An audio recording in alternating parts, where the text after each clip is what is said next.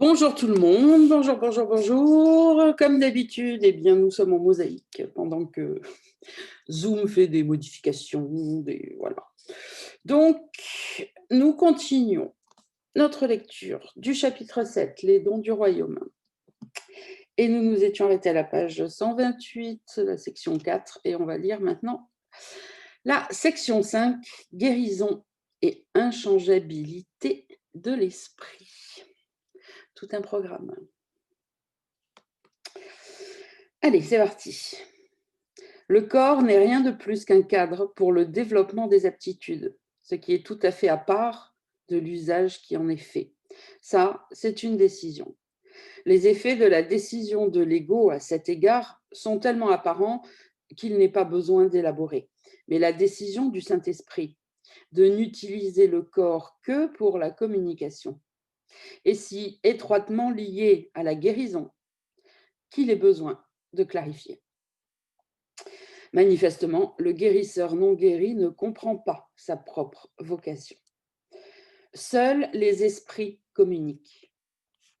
Puisque l'ego ne peut pas oblitérer, c'est-à-dire enlever, puisque l'ego ne peut pas enlever l'impulsion à communiquer, parce que c'est aussi l'impulsion à créer, il peut seulement t'enseigner que le corps peut à la fois communiquer et créer et qu'il n'a donc pas besoin de l'esprit.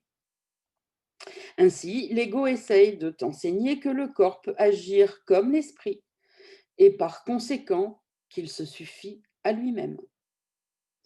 Or, nous avons appris que la conduite n'est le niveau ni pour l'enseignement ni pour l'apprentissage, puisque tu peux agir conformément à ce que tu ne crois pas. En faisant cela, toutefois, tu t'affaiblis à la fois comme enseignant et comme apprenant, parce que, ainsi qu'il a été maintes fois souligné, c'est ce que tu crois que tu enseignes. Une leçon incohérente sera mal enseignée et mal apprise. Si tu enseignes à la fois la maladie et la guérison, tu es à la fois un mauvais enseignant et un mauvais apprenant.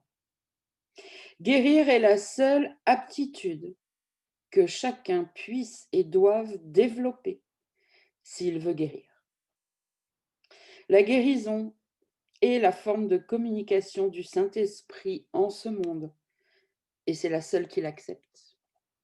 Il n'en reconnaît pas d'autre, parce qu'il n'accepte pas la confusion que fait l'ego entre l'esprit et le corps. Les esprits peuvent communiquer, mais ils ne peuvent blesser. Le corps, au service de l'ego, peut blesser d'autres corps, mais cela ne peut pas se produire à moins que le corps n'ait déjà été confondu avec l'esprit. Cette situation aussi peut être utilisée aussi bien pour la guérison que pour la magie. Mais tu dois te souvenir que la magie comporte toujours la croyance que la guérison est nuisible. Cette croyance est sa prémisse totalement insane et elle agit en conséquence. La guérison ne fait que fortifier. La magie essaie toujours d'affaiblir. La guérison ne perçoit rien chez le guérisseur que tous les autres ne partagent avec lui. La magie voit toujours quelque chose de particulier chez le guérisseur dont il croit pouvoir faire don à quelqu'un qui ne l'a pas. Peut-être croit-il que le don lui vient de Dieu, mais il est tout à fait évident qu'il ne comprend pas Dieu s'il pense avoir quelque chose qui manque aux autres. Le Saint-Esprit n'œuvre pas au hasard, et la guérison qui vient de lui opère toujours. À moins que le guérisseur ne guérisse toujours par lui, alors les résultats varieront. Or, la guérison elle-même est constante, puisque seule la constance est libre de tout conflit, et seuls ceux qui sont libres de tout conflit sont entiers.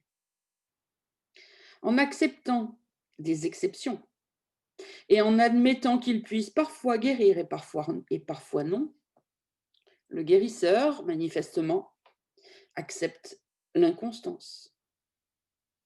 Il est donc en conflit, et il enseigne le conflit. Est-il possible que quelque chose de Dieu ne soit pas pour tous et pour toujours? L'amour est incapable d'une quelconque exception. C'est seulement s'il y a la peur que l'idée d'exception semble être signifiante, semble avoir du sens. Les exceptions sont apeurantes parce qu'elles sont faites par la peur. Le guérisseur apeuré est une contradiction dans les termes, et c'est donc un concept que seul un esprit en conflit pourrait percevoir comme signifiant, comme ayant un sens. La peur ne réjouit pas. La guérison, si. La peur fait toujours des exceptions. La guérison n'en fait jamais. La peur produit la dissociation parce qu'elle induit la séparation. La guérison produit toujours l'harmonie parce qu'elle procède de l'intégration. Et elle est prévisible parce qu'on peut compter sur elle. Sur tout ce qui est de Dieu, l'on peut compter, parce que tout de Dieu est entièrement réel. On peut compter sur la guérison parce qu'elle est inspirée par sa voix et est en accord avec ses lois. Or, si la guérison est constante, elle ne peut pas être comprise inconstamment. Compréhension veut dire constance et cohérence, parce que Dieu veut dire constance et cohérence. Puisque c'est sa signification à Dieu, eh bien c'est aussi la tienne. Constance et cohérence. Ta signification ne peut pas être en désaccord avec la sienne, parce que toute ta signification et ta seule signification vient de la sienne et est pareille à la sienne. Et Dieu ne peut pas être en désaccord avec lui-même. Et tu ne peux pas être en désaccord avec lui. Tu ne peux pas séparer ton soi de ton Créateur, qui t'a créé en partageant son être avec toi. Le guérisseur non guéri veut la gratitude de ses frères, mais lui-même n'a pas de gratitude pour eux. Oh, quelle est belle celle-là! Ouais, moi, je veux bien les aider, mais ils me disent jamais merci. Hein. Sans déconner, j'y vais plus. Hein. Par exemple. Alors, le guérisseur non guéri veut la gratitude de ses frères, mais lui-même n'a pas de gratitude pour eux. C'est qu'il pense qu'il leur donne quelque chose et qu'il ne reçoit pas en retour quelque chose d'aussi désirable. Son enseignement est limité parce qu'il apprend si peu. Sa leçon de guérison est limitée par sa propre ingratitude et qui est une leçon de maladie. Le véritable apprentissage est constant et son pouvoir de changement est si fort qu'un fils de Dieu peut reconnaître son propre pouvoir en un instant et changer le monde l'instant suivant. C'est parce qu'en changeant d'esprit, il a changé le plus puissant mécanisme qui lui ait jamais été donné pour changer. Cela ne contredit en rien l'inchangeabilité de l'esprit tel que Dieu l'a créé, mais tu penses l'avoir changé tant que tu apprends par l'ego. Et cela te place dans une position où tu as besoin d'apprendre une leçon qui semble contradictoire. Tu dois apprendre à changer d'esprit sur ton esprit. C'est la seule façon pour toi d'apprendre qu'il est inchangeable. Allez, on met un petit coup de stabilo sur celle-là pour que vous puissiez y revenir quand vous lisez, feuilletez. Alors, cela ne contredit en rien l'inchangeabilité de l'esprit tel que Dieu l'a créé. Mais j'ai envie de dire, comme tu penses l'avoir changé, tant que tu penses avec l'ego et que donc tu apprends par l'ego, eh bien cela te place dans une position, certes illusoire, mais que toi tu crois vraie, où tu as besoin d'apprendre une leçon qui semble contradictoire. Tu dois apprendre à changer d'esprit sur ton esprit, car c'est la seule façon pour toi d'apprendre qu'il est inchangeable.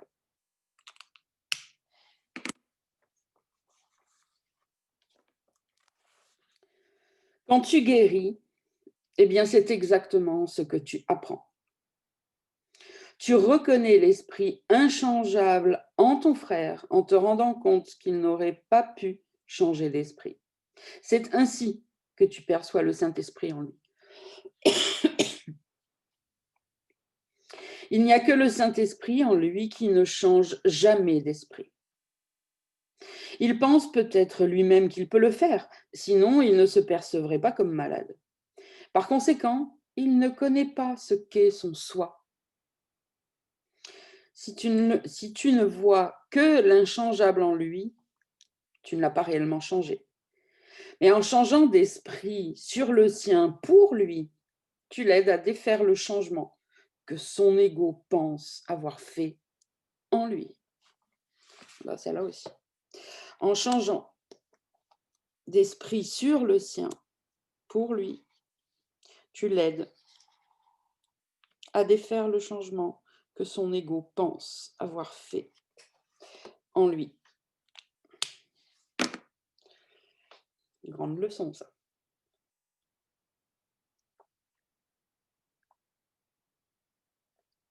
Pour nous tous, bien sûr.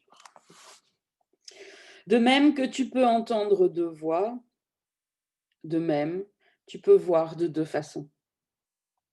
L'une te montre une image ou une idole que tu peux adorer de peur, mais que tu n'aimeras jamais. Voilà pourquoi on se déteste.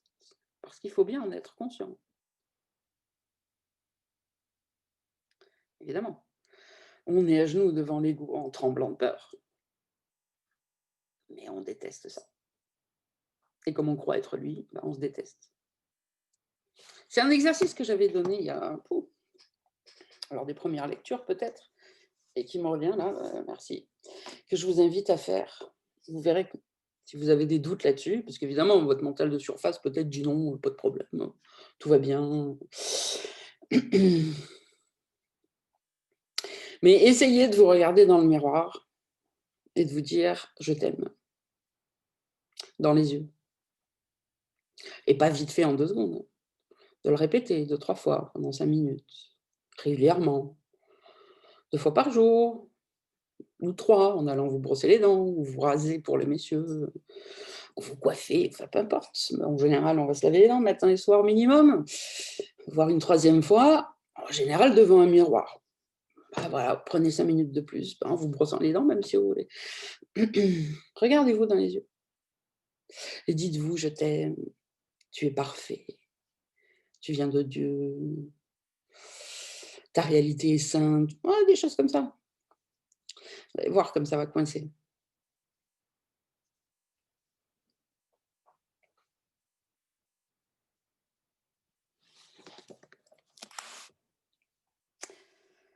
En changeant d'esprit sur le sien pour lui, tu l'aides à défaire le changement que son ego pense avoir fait en lui. De même que tu peux entendre 2 voix, de même tu peux voir de 2 façons. L'une te montre une image ou une idole que tu peux adorer de peur, par peur, on pourrait dire. Peut-être que c'est traduction aurait peut-être dû se faire comme ça, je sais pas. L'une te montre une image ou une idole que tu peux adorer par peur, mais que tu n'aimeras jamais. L'autre te montre seulement la vérité, que tu aimeras, parce que tu la comprendras. Comprendre, c'est apprécier, parce que tu peux t'identifier à ce que tu comprends. Et en en faisant une partie de toi, tu l'as accepté avec amour. C'est ainsi que Dieu lui-même t'a créé, en te comprenant, en t'appréciant et en t'aimant. L'ego est totalement incapable de comprendre cela parce qu'il ne comprend pas ce qu'il fait. Il ne l'apprécie pas et ne l'aime pas. Il incorpore pour enlever. Il croit littéralement que chaque fois qu'il prive quelqu'un de quelque chose, lui-même augmente. J'ai souvent parlé de l'augmentation du royaume par tes créations, qui ne peuvent être créées que comme tu l'as été. Toute la gloire et la joie parfaite qui sont le royaume se trouvent en toi pour être données. Ne veux-tu pas les donner?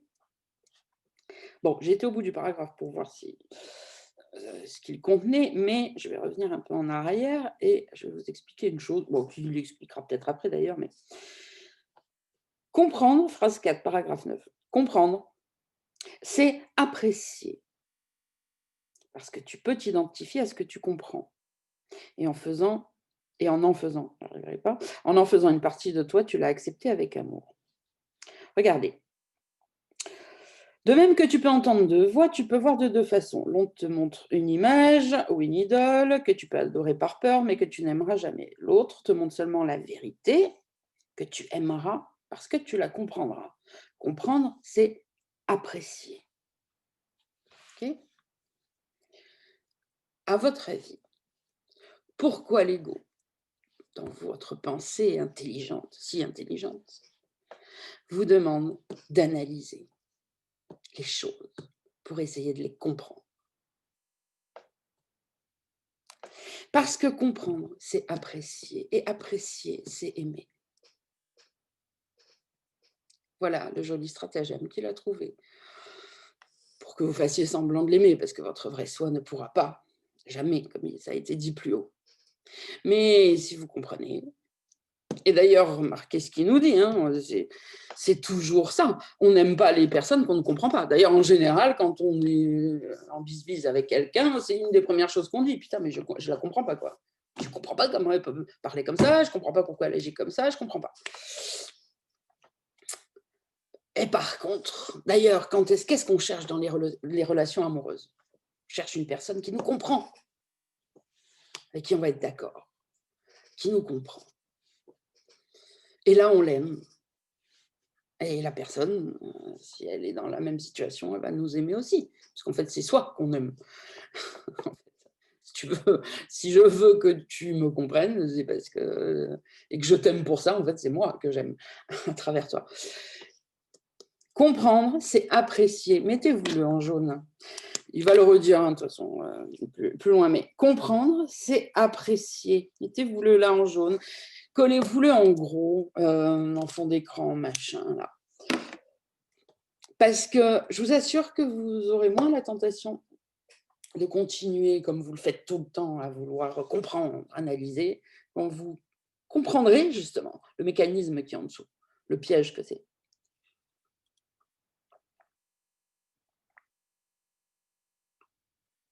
Et quand on ne comprend pas, d'ailleurs, là, par exemple, dans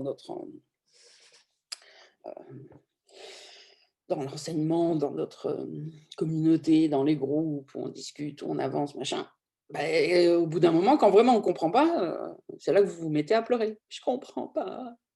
Je voudrais pourtant, mais je ne comprends pas. » Regardez comme c'est douloureux. Et puisque je ne comprends pas, ça donne un sentiment, enfin ça donne plein de sentiments, d'être nul, d'être bon à rien, d'être en dessous des autres, enfin bon, blablabla. Et l'ego vous pousse tout le temps à comprendre. Je ne comprends pas. Ou alors, je ne comprends pas, terrible, Sandrine, alors du coup, je ne suis pas. Explique-moi, quand je comprendrai, j'essuierai. Bon, et encore une fois, si vous faites ça avec moi, vous le faites avec le Saint-Esprit, enfin avec moi, avec le groupe, ou avec... c'est tout, parce que c'est ça le mécanisme. Parce que ce qui mène à apprécier et à aimer, c'est la compréhension. Et d'ailleurs, qu'est-ce qui est récompensé dans ce monde? Qui sont ceux qui ont des diplômes, des médailles, c'est les mecs et les nanas super intelligents, qui comprennent, peu importe le domaine. Les prix Nobel de la paix, de physique, de machin, de trucs littéraires, tout ça, c'est ça. Qu'est-ce qu'on fait? On fait des études pour décrocher des diplômes. Ben, si on a bac plus 10, on est meilleur que celui qui a bac plus 5, et puis si on a bac plus 12, alors là, machin, et puis si alors en plus on invente des choses et que... Ah, là, tout le monde est... c'est que ça. Et d'ailleurs, c'est ce qu'on nous apprend dès tout petit. Hein. Alors là, peu importe le pays, la religion, la confession, c'est le monde entier qui fonctionne comme ça. Puis alors du coup, les pauvres qui ne sont pas très bons à l'école ou qui ont plus un esprit créatif et qui ont pas, alors là, ils sont rabaissés toute leur vie. Par qui? Bah, par l'ego, bien sûr. Parce que peut-être que ceux-là, ils ne cherchent pas à comprendre. Pas dans ce sens-là. Ouais, mais ça va pas. Hein. Sinon, tu ne vas pas m'apprécier, tu ne vas pas m'aimer, tu ne vas peut-être pas être autant à mon service.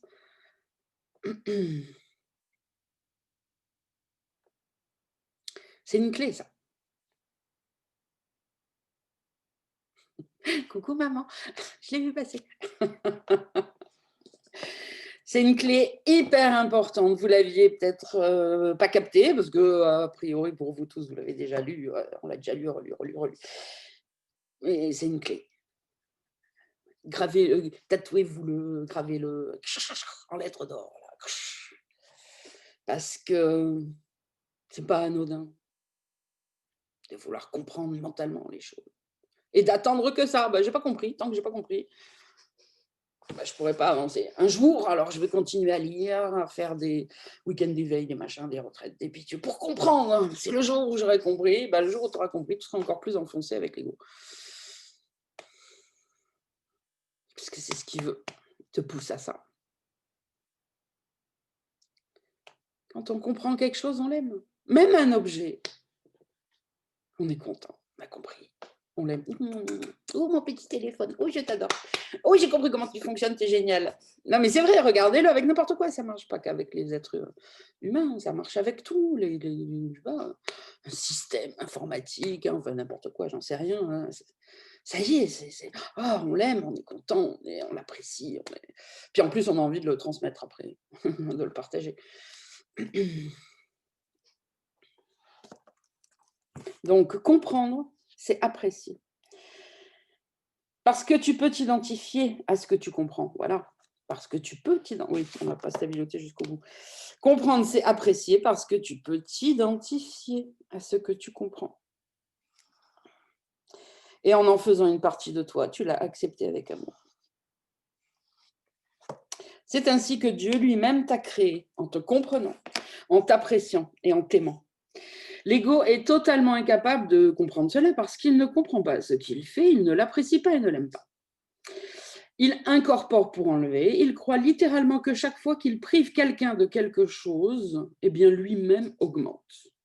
Donc il augmenterait, dans sa logique folle, en enlevant, ce qui est quand même dingue. J'ai souvent parlé de l'augmentation du royaume par tes créations, qui ne peuvent être créées que comme tu l'as été. Toute la gloire et la joie parfaite qui sont le royaume se trouvent en toi pour être données. Ne veux-tu pas les donner? Tu ne peux pas oublier le Père. Tu ne peux pas.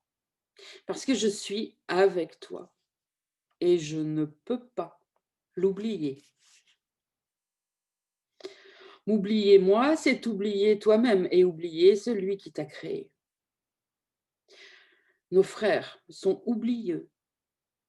C'est pourquoi ils ont besoin que tu te souviennes de moi et de celui qui m'a créé.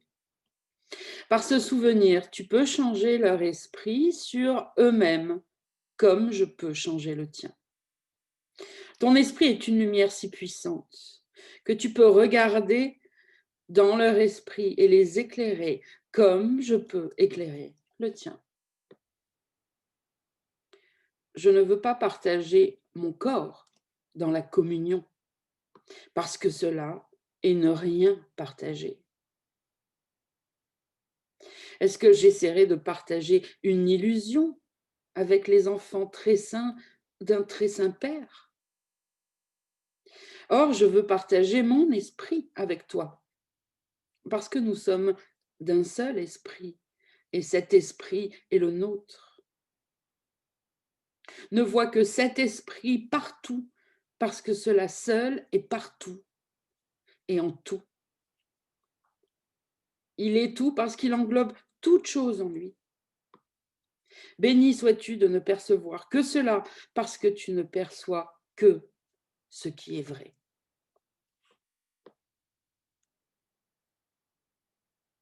Viens donc à moi et apprends ce qu'est la vérité en toi. L'esprit que nous partageons, tous nos frères le partagent, tous, même ceux qu'on estime méchants, pas à la hauteur, pas spirituels, mauvais, terroristes, assassins, tous. Okay, il n'a pas fait une exception, tous. Tous nos frères partagent notre esprit. Et quand nous les voyons véritablement, ils sont guéris.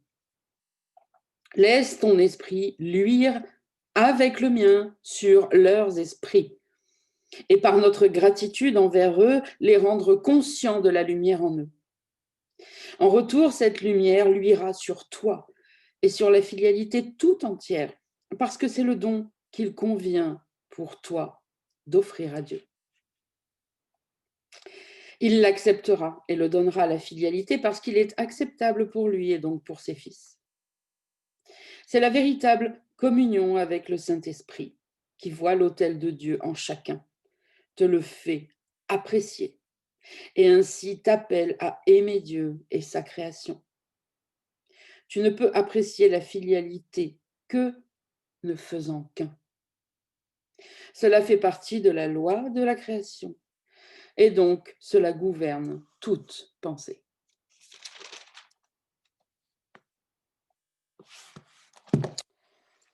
Magnifique section.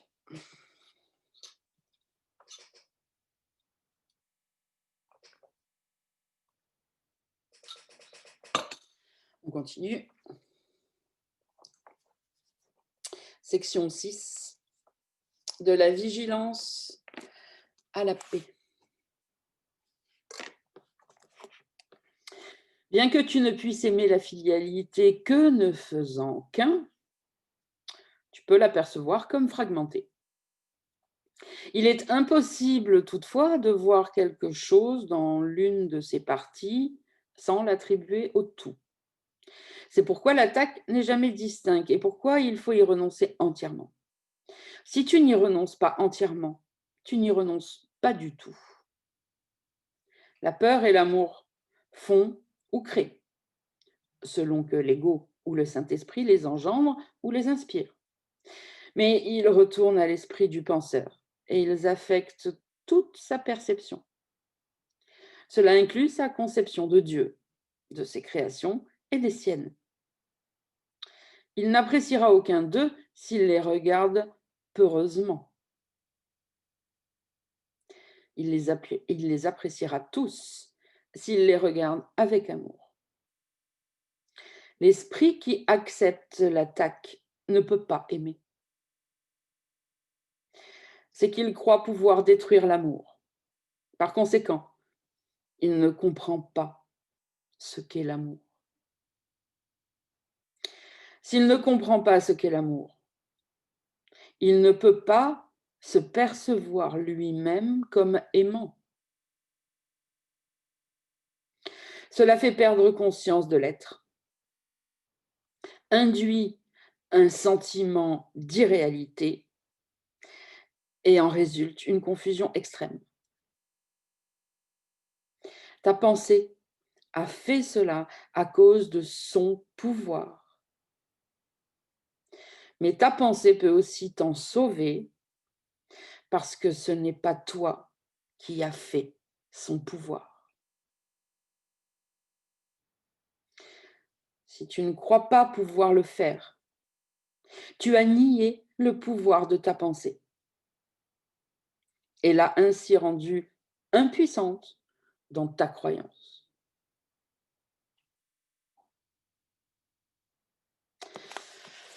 C'est tout le paragraphe là qu'il faudrait mettre en jaune. Je vais le relire, il faut bien comprendre ce qu'il nous dit. Et encore une fois, ça fait longtemps que je ne l'ai pas dit. Ceux qui disent que le courant miracle n'est pas concret, on ne comprend rien. Ils n'ont pas bien lu. Il nous explique très clairement les choses. Donc je reprends le paragraphe 2. L'esprit qui accepte l'attaque ne peut pas aimer. Et l'attaque, ce sont des pensées d'attaque. Oh, lui, il ne devrait pas se comporter comme ça. Oh, toi, tu m'as fait du mal. Oh. L'attaque, c'est pas je me jette sur quelqu'un avec un poignard pour le tuer, OK? Soit bien clair pour tous les débutants. L'attaque n'est pas au niveau, corporel et au niveau du comportement. Elle peut l'être bien sûr, mais ce n'est que la suite de la pensée. OK? L'attaque se trouve dans l'esprit, dans les pensées contradictoires et bien de la séparation. Donc l'attaque ne peut qu'être présente dans un esprit qui passe sa vie, parce que l'ego lui a appris ça, à juger entre bon, mauvais, bien, pas bien. Voilà pourquoi il faut apprendre à faire un tri entre réel et réel. Parce qu'il y a pas de jugement. Dans réel, irréel, il y a un tri, c'est tout. Donc l'attaque: «Ah toi tu m'as fait du mal», ça c'est une pensée d'attaque, que ça soit bien clair pour tout le monde. OK? Donc l'esprit qui accepte l'attaque ne peut pas aimer. C'est qu'il croit pouvoir détruire l'amour. Par conséquent, il ne comprend pas ce qu'est l'amour. S'il ne comprend pas ce qu'est l'amour, il ne peut pas se percevoir lui-même comme aimant. Cela fait donc perdre conscience de l'être, c'est-à-dire que ça nous fait perdre conscience de qui on est. Cela induit un sentiment d'irréalité. OK. Ça nous fait ressentir un sentiment d'irréalité et en résulte de tout cela une confusion extrême pour l'esprit. Ta pensée a fait cela. C'est pour ça qu'on est là, incarné ici. Enfin, on semble être incarné ici sur cette terre. Ta pensée a fait cela à cause de son pouvoir. Ta pensée a un pouvoir que tu n'imagines pas. C'est précisé dans l'article avant le commencement. OK? Ce sont des choses importantes à comprendre. Ta pensée a fait cela à cause de son pouvoir, mais ta pensée, elle peut aussi t'en sauver. Pourquoi? Eh bien, parce que ce n'est pas toi qui as fait ton pouvoir, c'est Dieu. Ton aptitude à diriger ta pensée selon ton choix fait partie de son pouvoir. Bah, je ne l'avais pas lu d'ailleurs tout à l'heure, ça, si? Ou je me suis arrêtée? Bon, bref. Ton aptitude, ou alors là, j'ai vraiment, bah, je l'avais stabiloté à l'époque, donc je sais pas, ça vient de ton aptitude à diriger ta pensée selon ton choix fait partie de son pouvoir. Bah, c'est pour ça que je l'avais stabiloté précédemment. C'est ça, c'est le tri.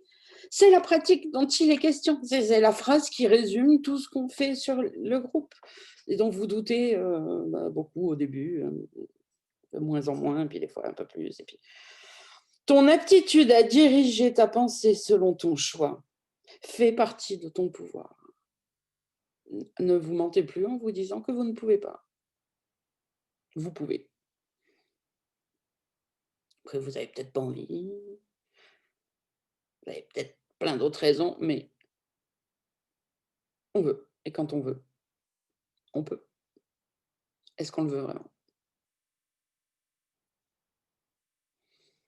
Parce qu'évidemment, l'ego vient nous dire ça. Ah, mais comment veux-tu que je n'y pense pas? Ben, décide-le. Ah, mais ça me prend la tête, je peux pas. Tu comprends? Bah non, je comprends pas, non. C'est toi qui comprends pas. Décide-le. Décide-le et entraîne-toi, bien sûr, il faut de l'entraînement. Mais ton entraînement fera flop, si tu as pas vraiment pris la décision. Tu feras semblant de t'entraîner pour pouvoir dire au bout d'un moment: «Ah beh, j'ai fait, hein, ça marche pas, c'est pas de ma faute, hein». Ah non, si tu le faisais, ça marcherait. Alors révise tout ça.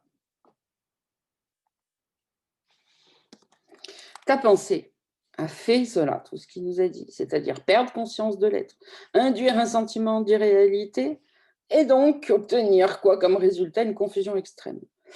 Et ta pensée l'a fait à cause de son pouvoir, mais ta pensée peut aussi t'en sauver, parce que ce n'est pas toi qui as fait son pouvoir. Ton aptitude à diriger ta pensée selon ton choix, fait partie de ton pouvoir.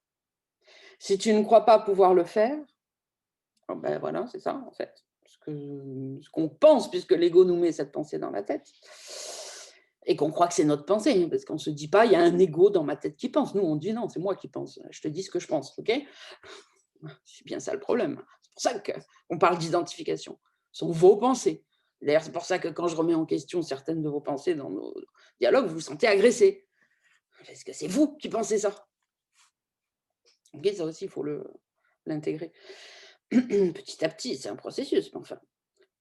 Si tu ne crois pas pouvoir le faire, parce que tu écoutes l'ego qui dit: «Oh mais non, mais laisse tomber, tu pourras jamais, c'est pas possible», enfin bon, blablabla. Tu as donc nié le pouvoir de ta pensée. Là, tu vas dire: «Beh, je peux pas», donc tu nies le pouvoir de ta pensée et tu l'as donc ainsi rendue impuissante grâce au pouvoir de ta pensée que tu es en train de nier dans ta croyance. Parce que tu y crois ou que tu y crois pas, c'est comme avec l'électricité, hein. Que tu y crois ou que tu y crois pas, si tu appuies sur un bouton, ça s'allumera ou ça s'éteindra. Après, tu es libre d'y croire, de ne pas y croire. Mais ça ne changera rien au fonctionnement de la chose, hein, soyons logiques. Bah, c'est pareil pour ta pensée. Tu peux continuer à vouloir croire que c'est pas ça le problème, et que tu peux pas la changer, et qu'elle a pas de pouvoir, pas le pouvoir qu'il dit. Bah, ça justement créera encore autre chose. Puisque que tu le crois pas, ne changera rien à la loi. Mais rien. C'est vraiment, c'est comme ça qu'il faut le voir. On sait très bien que dans notre monde illusoire, il y a des lois physiques, il y a la pesanteur, et que, comme je l'ai dit plein de fois, je suis au 8e étage, si je lâche une pomme de mon balcon, elle ne va pas monter, elle va descendre, c'est la loi. C'est comme ça que ça marche. Bah, c'est pareil pour ce qu'il vient de nous dire, hein. Après, tu peux y croire, tu peux ne pas y croire, mais ça ne changera pas le fait que la pomme, elle ne va pas rester à flotter tant que tu ne crois pas qu'elle va tomber. La pomme, elle va tomber, point. Ta croyance non, mais ne change rien à ça.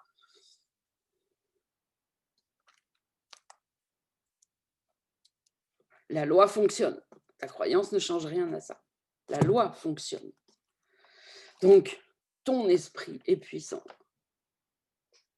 Et par ta pensée, tu peux tout modifier. Si tu ne le crois pas, tu obtiendras donc le résultat de utiliser ton esprit parce que tu n'as pas le choix, la loi, tout en te faisant croire que bah, ce n'est pas toi qui l'as fait, c'est forcément quelqu'un d'autre, puisque toi, tu ne crois pas que ça peut venir de toi. Et donc, tu t'endors encore plus, un niveau de plus, un niveau de plus, un niveau de plus, et tu t'éloignes de plus en plus, et tu perds de plus en plus conscience. Et tu attaques de plus en plus, et tu projettes de plus en plus. Bon, c'est un cercle vicieux.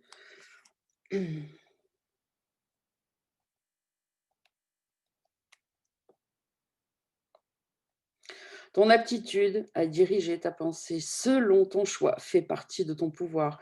Si tu ne crois pas pouvoir le faire, choisir tes pensées, diriger ta pensée selon ton choix, alors tu as nié le pouvoir de ta pensée, mais c'est déjà une pensée, en fait. Et ainsi, tu l'as rendue impuissante dans ta croyance.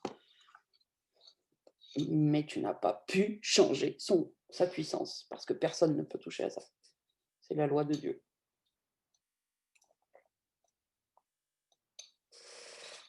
Bon ben voilà, je vous invite à vous le relire pour l'intégrer régulièrement. Hop, moi, je fais un petit cadre jaune là, autour de la section. Hop. Clac. On continue. Je n'ai pas allumé là. Pourquoi? Bon, voilà. L'ego fait preuve d'une énorme ingéniosité pour se préserver. Bah oui, tu m'étonnes, hein, pas envie de mourir, hein. Mais elle lui vient, cette ingéniosité, de ce même pouvoir de l'esprit que l'ego nie pourtant. Cela signifie que l'ego attaque ceux qui le préservent. Et oui, s'il utilise le pouvoir pour se préserver et qu'il attaque le pouvoir, cela signifie qu'il attaque ceux qui le préservent. Et il en résulte forcément une extrême anxiété. Donc, tu ne comprends même pas le point de départ. Tu ne sais même pas pourquoi, en fait. Tu es anxieux. Et puis, tu peux faire une introspection. Hein. Tu peux faire une analyse. Hein. Tu peux même faire 30 ans d'analyse. Hein. avant de tomber là-dessus, il faut avancer quand même. Il faut bien comprendre les textes, il faut bien étudier le cours en miracle, faut bon.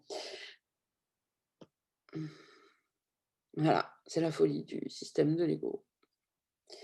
C'est encore une fois, hein, il est très explicite, hein, ce chapitre, il nous explique tout bien en détail, Jésus, hein, c'est pas de la théorie. Donc, intégrez bien ça. Je le relis. L'ego fait preuve d'une énorme ingéniosité pour se préserver. Mais cette ingéniosité lui vient de ce même pouvoir de l'esprit que l'ego nie. Cela signifie que l'ego attaque ce qui le préserve. Et il en résulte forcément une extrême anxiété. Voilà pourquoi l'ego ne reconnaît jamais ce qu'il fait. Il est parfaitement logique, mais nettement insane. L'ego puise pour son existence à la seule source qui soit totalement hostile à son existence. Ayant peur de percevoir le pouvoir de cette source, eh bien, il est forcé de le déprécier. Cela menace sa propre existence. Et c'est un état qu'il trouve intolérable. Restant logique, mais toujours insane, l'ego résout ce dilemme complètement insane d'une manière complètement insane, évidemment. Il ne perçoit pas la menace pesant sur sa propre existence en projetant cette menace sur toi et en percevant ton être comme inexistant. Cela assure sa continuité si tu te ranges de son côté, car c'est la garantie que tu ne connaîtras pas ta propre sécurité. L'ego ne peut pas se permettre de connaître quoi que ce soit. La connaissance est totale, or l'ego ne croit pas en la totalité. Cette incroyance est d'ailleurs son origine. Et bien que l'ego ne t'aime pas, il est fidèle à ses propres antécédents et il engendre lui-même comme lui-même fut engendré. L'esprit reproduit toujours comme il fut produit. Donc, produit par la peur, l'ego ne peut que reproduire la peur. Voilà son allégeance. Et cette allégeance le rend traître à l'amour, parce que tu es l'amour. On fait une petite pause sur cette phrase. L'ego produit par la peur, l'ego a été produit par la peur, l'ego reproduit la peur. Donc, si on réfléchit 2 secondes là. L'esprit reproduit toujours comme il fut produit. Produit par la peur, l'ego reproduit par la peur. L'ego a été produit par la peur. Si on se souvient de avant le commencement, quand la première séparation fut introduite, tout ça, bon, le petit résumé, oui, il explique en gros.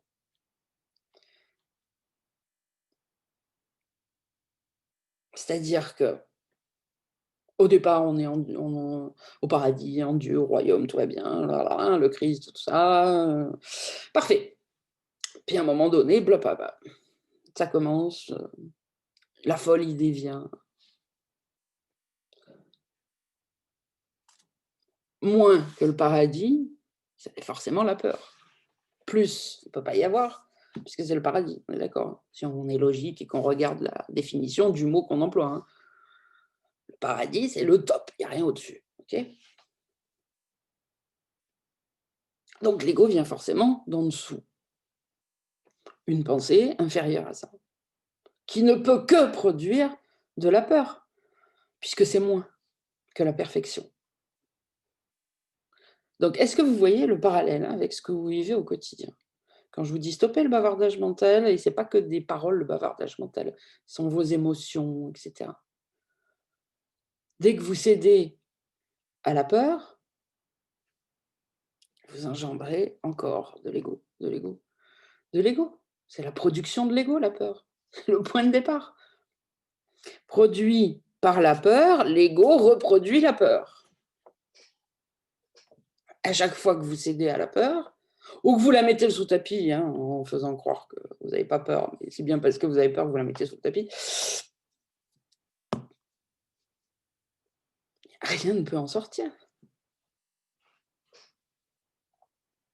C'est quand même fou de croire qu'en écoutant la peur, on peut produire l'amour.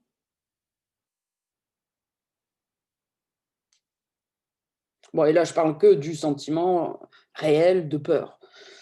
Parce qu'il y a plein d'autres fois où on agit par rapport à la peur, mais on met un autre mot dessus, donc on appelle ça l'amour, on appelle ça machin, bon, ok. Mais là, déjà, rien que ça. Parce qu'avoir peur, surtout en plus, j'ai envie de dire, à notre, même pas époque, notre année de merde, catastrophique 2020, ouh, génial. On l'a fêté au Nouvel An, souvenez-moi, rappelez-moi. Bon, pour tout le monde, hein, c'est mondial en plus. Hein.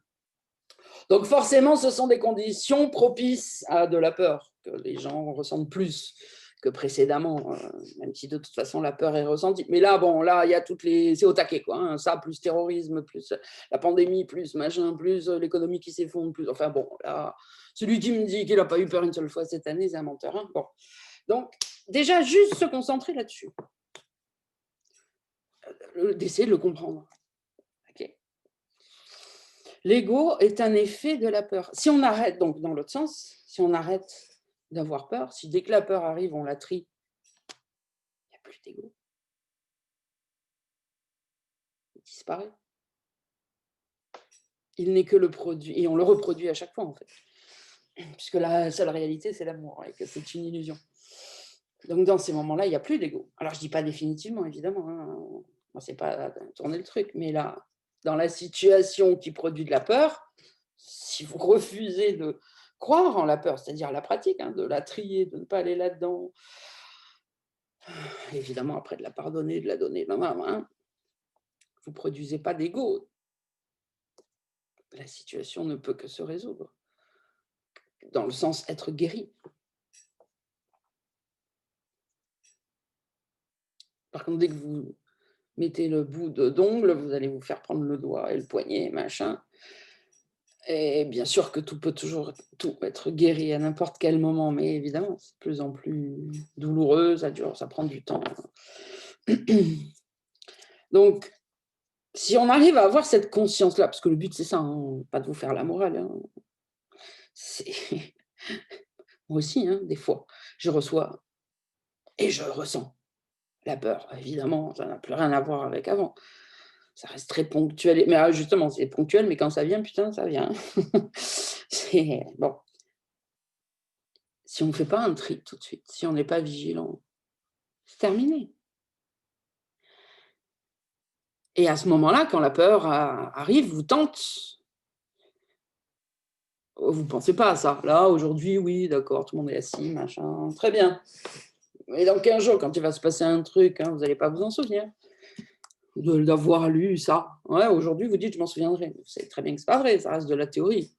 Au moment où se passent les choses, vous ne savez plus quoi faire. Si vous n'êtes pas entraîné et si vous n'avez pas intégré. Donc l'invitation là, la grande pause que j'ai faite, c'est ça. Essayez de vous souvenir de ça, c'est tout simple. La peur, c'est ce qui produit l'ego. Et l'ego, au départ, a été produit par la peur. C'est parce que la peur a été acceptée une fois, au départ, que brum, la chute a eu lieu. D'ailleurs, c'est pareil, c'est dit avant le commencement. Si à ce moment-là, tu avais dit non, tu avais trié, tu avais écouté la voix du Saint-Esprit, ta petite aventure aurait été terminée, tu retournais au paradis. Donc c'est ça, c'est de ça dont il est question à chaque fois. Donc essayez de vous souvenir de ça. D'abord, la peur est un produit de l'ego. Bon, bah, ça, on ne découvre pas. On se doute bien quand on a peur que c'est à cause de l'ego. Mais après, vous n'allez pas plus loin. Mais comprenez que l'ego reproduit la peur. Si j'y cède, je ne fais que continuer à perpétuer, en fait. Voilà, c'est le mot que je cherchais. Perpétuer, perpétuer. Et il n'en sortira rien, parce qu'évidemment, il y a une pensée qui vient vous dire oui, mais plus tard, demain, mais oui, ça s'arrangera quand même. Bon, encore une fois, je ne dis pas que ça finira pas par s'arranger, tout est possible, mais pourquoi attendre? Pourquoi demain? Pourquoi dans 10 minutes? Pourquoi, oh, je vais aller dormir, on verra ça demain? Pourquoi? Non, mais là, bon, ce week-end, j'ai pas envie d'y penser. Non, mais pourquoi?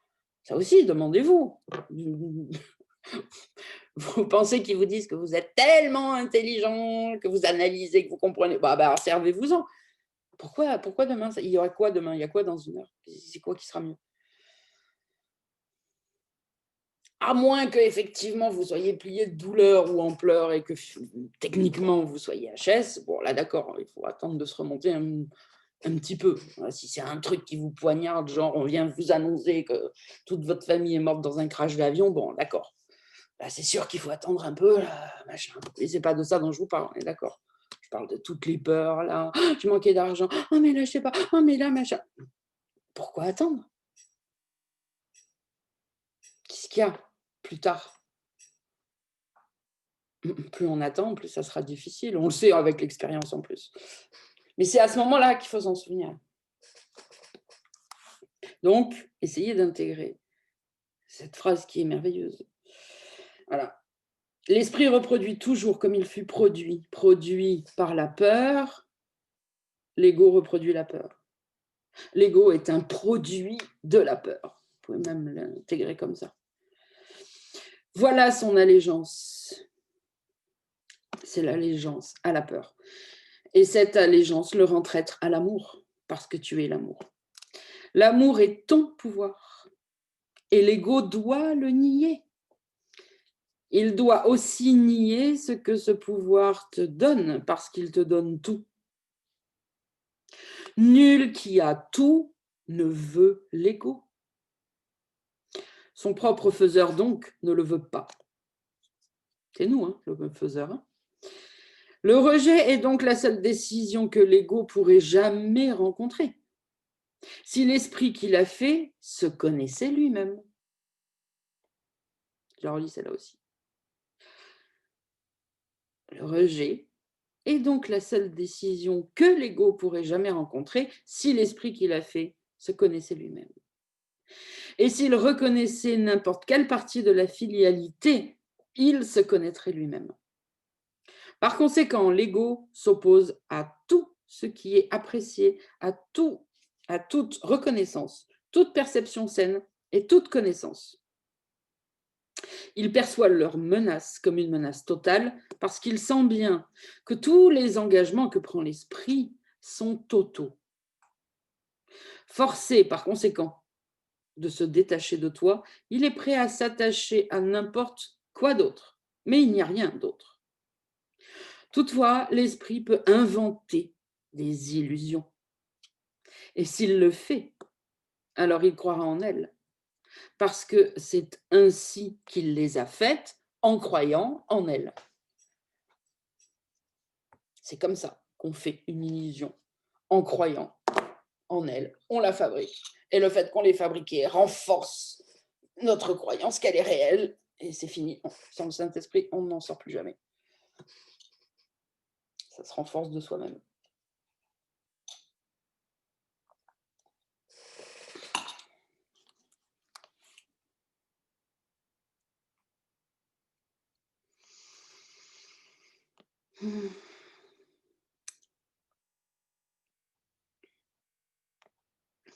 L'ego est forcé par conséquent de se détacher de toi. Il est prêt à s'attacher à n'importe quoi d'autre, mais il n'y a rien d'autre. Ça aussi, souvenez-vous-en quand je vous dis, mais il n'y a personne d'autre que toi, il n'y a rien d'autre.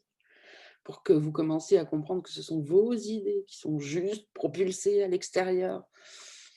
Et après, vous dites, c'est pas à moi, c'est à l'autre, il n'y a pas d'autre. Là, il nous le redit, il n'y a rien d'autre. C'est même pas qu'il n'y a pas quelqu'un d'autre, il n'y a rien d'autre. Il n'y a rien d'autre. Toutefois, l'esprit peut inventer des illusions. Et s'il le fait, il croira donc en ces illusions, puisque c'est en y croyant qu'il les a faites. Le Saint-Esprit défait les illusions sans les attaquer, parce qu'il ne peut pas les percevoir du tout. Par conséquent, elles n'existent pas pour lui. Il résout le conflit apparent qu'elles engendrent en percevant le conflit comme n'ayant aucun sens. Okay, insignifiant, c'est ça. Aucun sens. J'ai dit plutôt que le Saint-Esprit perçoit le conflit exactement tel qu'il est. Et le conflit est insignifiant. Le conflit n'a pas de sens. Le Saint-Esprit ne veut pas que tu comprennes le conflit. Il veut que tu te rendes compte que parce que le conflit n'a pas de sens, il n'est pas compréhensible. Bon, celle-là, il y a longtemps que je l'ai mise en jaune. Je vous invite à le faire. Le Saint-Esprit ne veut pas que tu comprennes le conflit. Il veut que tu te rendes compte que parce que le conflit est insignifiant, donc n'a pas de signification, il n'est pas compréhensible. D'ailleurs, tiens, Sandra, tu nous ferais pas une bannière? Ça fait longtemps, avec ce joli passage. Le Saint-Esprit, je le redis encore une fois, ne veut pas que tu comprennes le conflit. Comprendre t'amènera à l'apprécier et l'apprécier à l'aimer. Il veut que tu comprennes, que tu te rendes compte, que le conflit n'a aucun sens, que c'est de la folie et qu'il n'est pas compréhensible. Comme je l'ai déjà dit, comprendre, amène à apprécier et apprécier amène à aimer. Rien d'autre ne peut être compris parce que rien d'autre n'est réel et donc rien d'autre n'a de sens, de signification. Si tu gardes à l'esprit ce que t'offre le Saint-Esprit, tu ne peux pas être vigilant pour autre chose que Dieu et son royaume. La seule raison pour laquelle tu peux trouver cela difficile à accepter, c'est que tu penses peut-être encore qu'il y a autre chose que Dieu et son royaume. Bon, j'avais mis du rose sur celle-là. La seule raison pour laquelle tu peux trouver cela difficile à accepter, c'est que tu penses peut-être encore qu'il y a autre chose.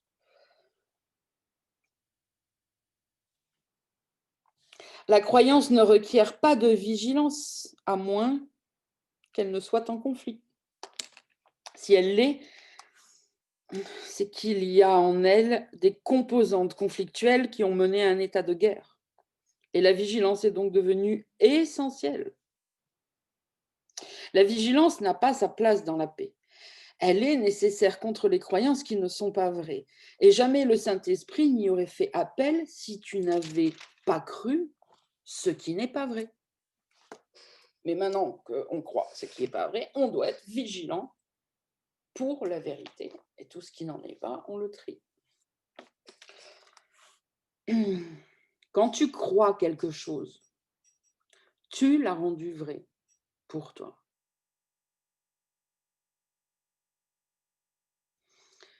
Prenez, tiens, on va faire ça. Allez, exercice en direct live. Fermez tous les yeux. Tous ceux qui écoutent le replay, vous faites pareil. Il faut commencer à essayer de ramener les enseignements qui sont lus à votre vie pour les comprendre. Sinon, c'est mort. Ça reste de la théorie, le bouquin se referme, c'est terminé. Gardez les yeux fermés. Quand tu crois quelque chose, tu l'as rendu vrai pour toi. Je répète, quand tu crois quelque chose, tu l'as rendu vrai pour toi. Prenez ou laissez venir la première chose que vous croyez qui vous est désagréable en ce moment. Que ça soit une croyance par rapport à quelqu'un, à une situation, peu importe. Laissez la première chose qui vient. Ça peut être, je crois que j'ai pas d'argent et j'en aurai jamais. Je crois que cette personne m'aime pas, je crois. Peu importe. Prenez le premier truc qui passe, qui vous concerne vous, spécifiquement, personnellement, qui est là, maintenant, dans votre vie illusoire, et qui vous fait souffrir, et qui est peut-être là depuis belle lurette, depuis peut-être même des années. Gardez bien ça à l'esprit. Ok ? D'ailleurs, normalement, ça vous fait ressentir des sentiments pas très agréables. Maintenant, je vais relire cette phrase. Quand tu crois quelque chose, tu l'as rendu vrai pour toi. Qu'est-ce que ça veut dire? Que cette chose que vous êtes en train de croire, elle est vraie pour vous. Ça, si vous avez pris un bon exemple, que vous ne mentez pas, vous ne pouvez pas le nier. Vous êtes persuadé que c'est vrai. Et d'ailleurs, à tel point que vous en faites l'expérience. Surtout si c'est une situation qui dure depuis des années. Mais regardez comme il a formulé cette phrase. Il n'a pas dit quand tu crois quelque chose, tu l'as rendu vrai. Il a dit quand tu crois quelque chose, tu l'as rendu vrai pour toi. Ça ne veut pas dire que c'est vrai en soi. C'est juste que c'est vrai pour toi qui le crois. Et tant que tu continueras à le croire, ça restera vrai pour toi. Alors que c'est quand même couillon, j'ai envie de dire, puisqu'en réalité, ce n'est pas vrai. Et qu'on pourrait en faire l'expérience.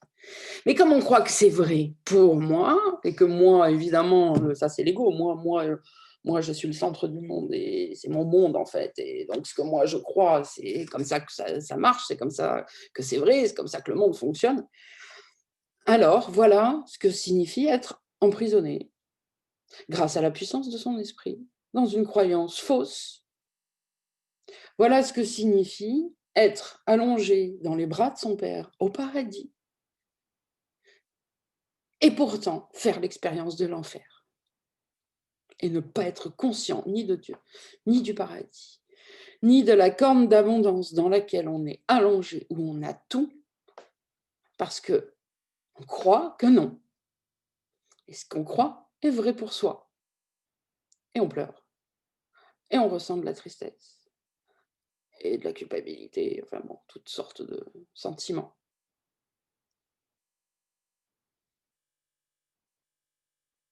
Alors qu'il suffirait d'ouvrir les yeux pour s'apercevoir qu'on est au paradis, tout va bien, ça n'a jamais existé. Il suffit juste que tu arrêtes de défendre tes idées que tu as fabriquées toute seule. Parce que tu l'as juste rendu vrai pour toi. Donc voilà pourquoi tu n'as pas de culpabilité à avoir, parce que tu n'as rien fait à Dieu, tu n'as rien fait aux autres, il n'y a pas d'autre de toute façon. Puisque, heureusement, tu n'as pas le pouvoir de changer ce que Dieu crée. Donc il n'y a pas de culpabilité à avoir, c'est à toi que tu fais ça. Donc Dieu ne t'en veut pas. Par contre, il te murmure à l'oreille, et ça c'est sa voix, c'est le Saint-Esprit qui te dit mais ouvre les yeux. Ce n'est pas vrai, ce n'est vrai que pour toi. Arrête, écoute-moi, crois-moi, je te dis que ça n'existe pas.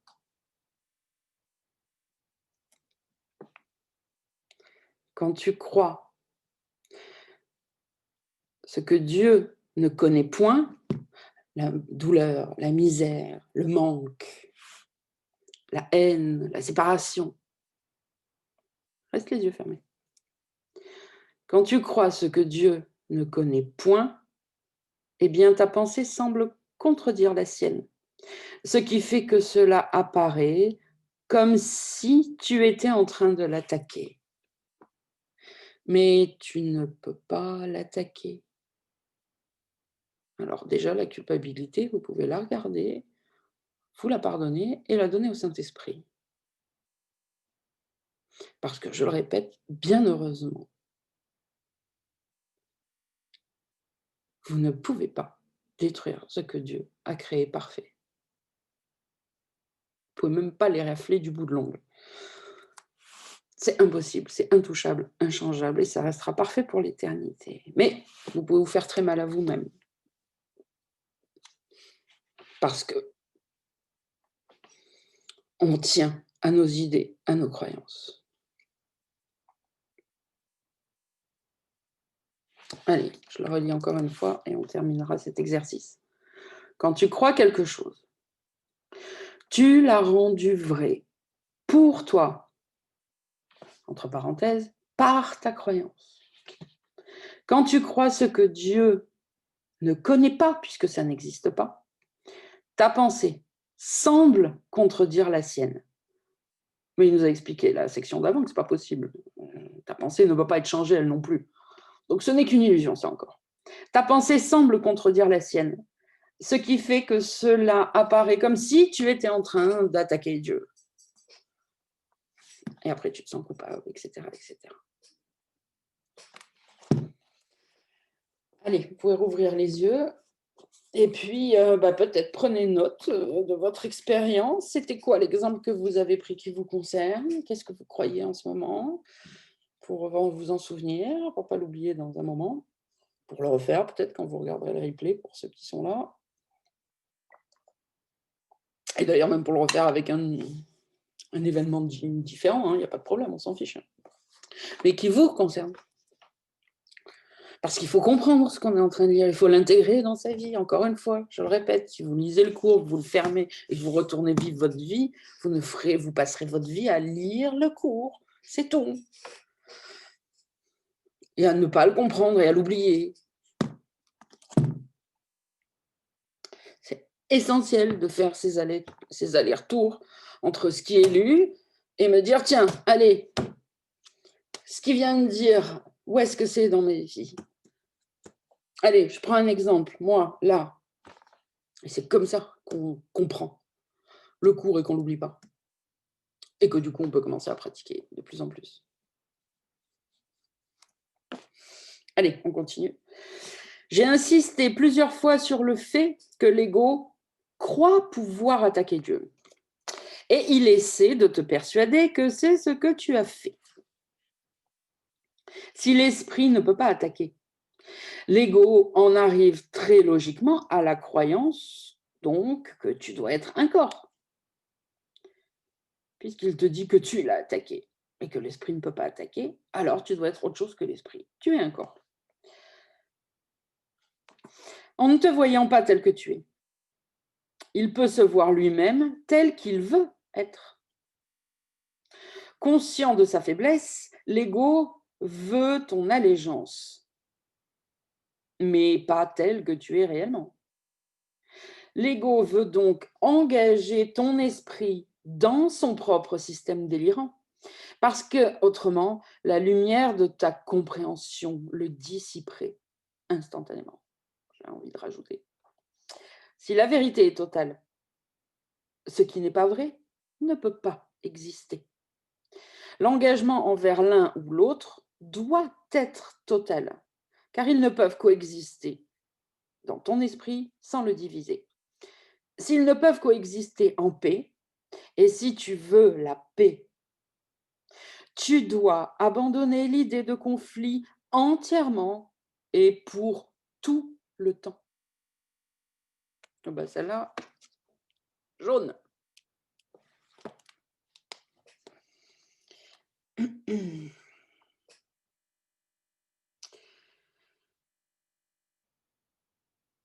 Si tu veux la paix, parce que tout le monde dit vouloir, hein. On ne connaît pas une personne, hein, religieuse ou pas, spirituelle ou pas, qui, si on discute un peu avec, te dit pas que oh là là, ce monde, c'est une catastrophe, moi je veux la paix. C'est marrant, tout le monde veut la paix, personne ne l'a.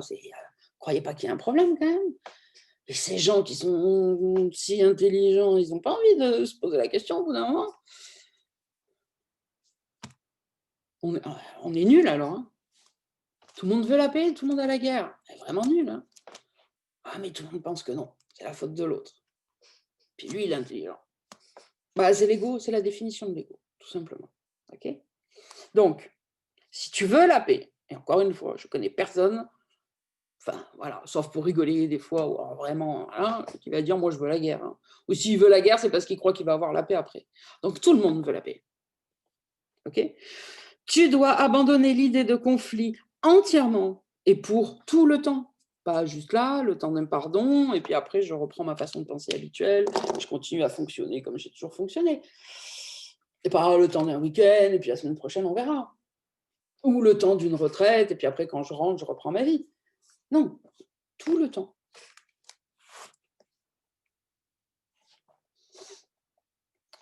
Cela requiert de la vigilance, mais seulement aussi longtemps que tu ne reconnais pas ce qui est vrai. Tant que tu crois que deux systèmes de pensée totalement contradictoires se partagent la vérité, eh bien, ton besoin de vigilance est apparent. Ton esprit divise son allégeance entre deux royaumes. Et tu ne t'engages totalement envers aucun des deux. Ton identification avec le royaume est totalement au-delà de toute question, sauf pour toi, quand tu penses de manière insane. Ce que tu es, ta perception ne l'établit pas et ne l'influence pas du tout. Ce que tu perçois comme des problèmes d'identification, à quelque niveau que ce soit, ne sont pas des problèmes de fait. Ce sont des problèmes de compréhension, puisque leur présence suppose la croyance qu'il t'appartient de décider ce que tu es. L'ego croit cela totalement, envers quoi il s'est engagé pleinement. Ce n'est pas vrai. Par conséquent, l'ego s'est engagé totalement envers ce qui n'est pas vrai. Et sa perception est en contradiction totale avec le Saint-Esprit et avec la connaissance de Dieu. Il n'y a que le Saint-Esprit qui puisse te percevoir d'une manière signifiante, qui a un sens, qui est un sens. Parce que ton être est la connaissance de Dieu. Toute croyance que tu acceptes à part cela obscurcit la voie pour Dieu en toi et va donc obscurcir Dieu pour toi. À moins que tu ne perçoives sa création véritablement, tu ne peux pas connaître le Créateur, puisque Dieu et sa création ne sont pas séparés. L'unité du Créateur et de la création est ton entièreté. L'unité du Créateur et de la création, donc le royaume, le paradis, okay? C'est ça, ton entièreté, ta santé d'esprit et ton pouvoir illimité. Ce pouvoir illimité est le don que Dieu te fait, parce que c'est ce que tu es. Si tu en dissocies ton esprit, tu perçois la force la plus puissante dans l'univers comme si elle était faible, parce que tu ne crois pas que tu en fais partie. Perçue sans la part que tu y prends, la création de Dieu est vue faible. Et ceux qui se voient eux-mêmes affaiblis attaquent. Toutefois, l'attaque ne peut être qu'aveugle, parce qu'il n'y a rien à attaquer. Par conséquent, ils inventent des images, les perçoivent indignes et les attaquent à cause de leur indignité. Voilà tout ce qu'est le monde de l'ego, une invention d'images perçues comme mauvaises, méchantes, indignes et attaquées constamment à cause de notre indignité. Je recommence. Voilà ce qu'est le monde de l'ego, 2 points. Des images inventées, que l'on regarde, que l'on juge indignes et qu'on attaque à cause de notre propre indignité.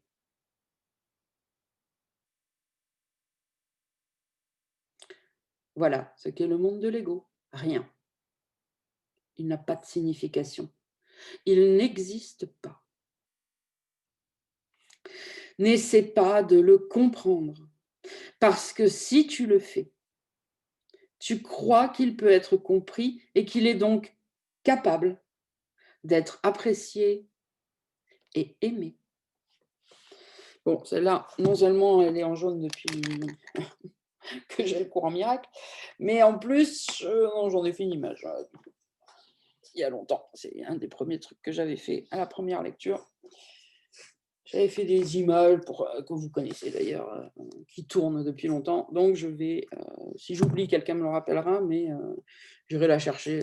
Elle est dans mes docs et je la ferai tourner sur les groupes. Donc, je relis parce que si j'en ai fait une image, c'est que il faut l'ancrer.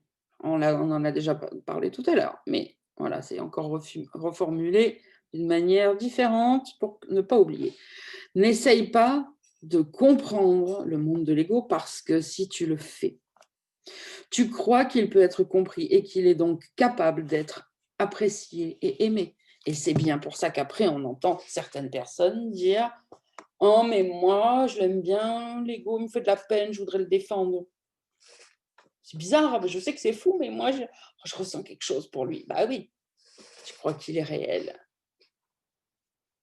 Essaye de le comprendre depuis toujours, hein, depuis des années, depuis 1000 réincarnations, depuis... Et puis alors après, évidemment, ça peut se retourner, parce que l'ego est fou. Oui, tu dis que l'ego, il ne faut pas le suivre, tu juges, c'est toi qui te trompes. Oui, bon, on ne va même pas répondre à ça. C'est un jugement, et je croyais que tu ne jugeais pas. Bon. L'ego ne sait faire que ça, tout retourner en folie et essayer de donner une logique et après de rameuter des gens et pour créer une communauté qui pense avoir tout compris. Enfin, l'ego ne fait que ça, retourner, retourner, retourner, retourner. L'ego, le monde de l'ego n'est rien. Il n'a aucune signification, il n'a pas de sens et il n'existe pas. Pourquoi essayer de comprendre ça sans être fou soi-même?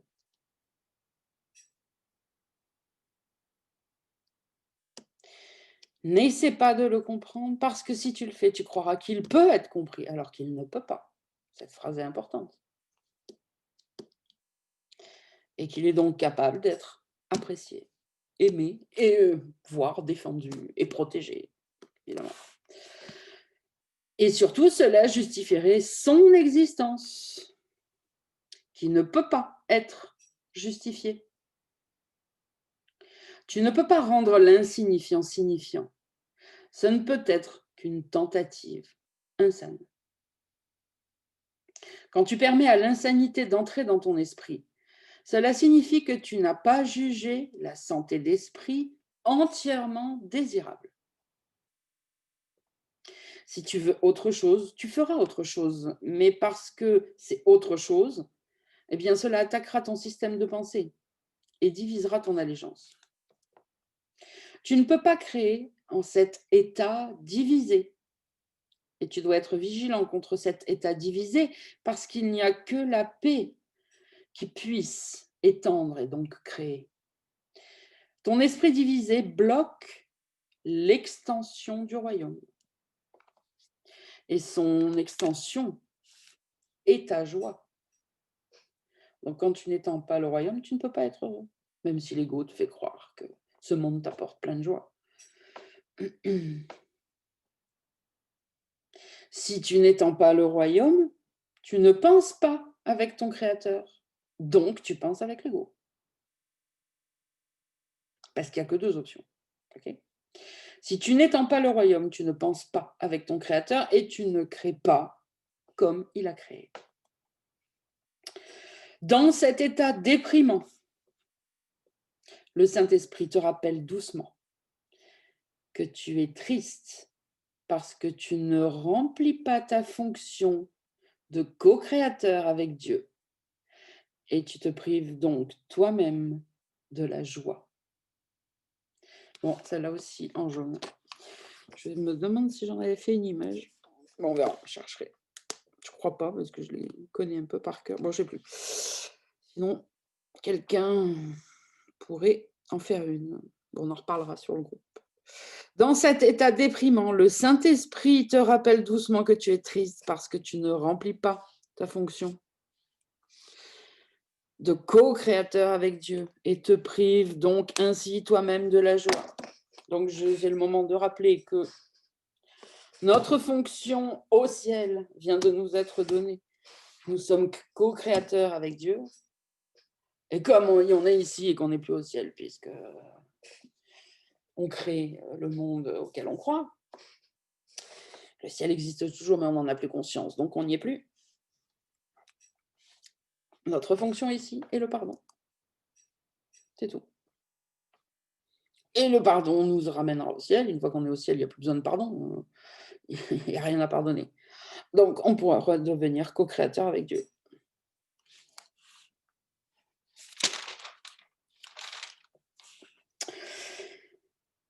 Dans cet état déprimant, le Saint-Esprit te rappelle doucement que tu es triste parce que tu ne remplis pas ta fonction de co-créateur avec Dieu et te prives donc toi-même de la joie.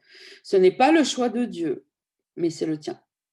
Si ton esprit pouvait être en désaccord avec celui de Dieu, ce qui procède de ta volonté serait insignifiant. Or, parce que la volonté de Dieu est inchangeable, nul conflit de volonté n'est possible. Tel est l'enseignement parfaitement cohérent du Saint-Esprit. La création, et non la séparation, est ta volonté, parce que c'est celle de Dieu. Et rien de ce qui s'y oppose, je ne vais pas y arriver, et rien de ce qui s'y oppose à cette volonté commune que nous avons avec Dieu n'a de sens et ne signifie quoi que ce soit. Étant un accomplissement parfait, la filialité ne peut accomplir que parfaitement. étant dans la joie dans laquelle elle fut créée et s'identifiant elle-même à la fois à son Créateur et à ses créations, connaissant qu'ils sont un. Voilà pour aujourd'hui. Ouais. Nous nous arrêtons là. Bon, il y a des passages à relire, hein, si vous souhaitez vraiment étudier sérieusement, relisez-les. Faites-vous, ceux qui sont en replay, qui ne sont pas dans mon groupe, ouais, faites-vous aussi des images, hein, vous pouvez, voilà, faites-vous des bannières pour mettre sur votre page si vous voulez, hein. C'est comme ça qu'on apprend. Et moi, je les reconnais tout de suite, mes images. J'ai passé tellement de temps à les faire. Au début, c'était une des premières fois où je faisais des images, où j'apprenais tout ça. J'ai passé tellement de temps à les faire pour qu'elles soient belles, à les rectifier. Moi, comme le truc, c'est ancré là, hein, depuis longtemps, hein. Et du coup, dès que je le lis, hop, j'ai l'image qui me vient, je la vois. C'est comme ça qu'on apprend. D'ailleurs, même à l'école, hein, c'est comme ça, quand on fait comme ça qu'on apprend, hein. Donc, n'hésitez pas à le faire pour le plaisir, pour vous, pour perso, comme ça, vous n'oublierez pas en faisant ce genre de travail. Je vous embrasse tous, prenez soin de votre esprit, ne soyez vigilants que pour le royaume et à dimanche prochain. Ciao, ciao.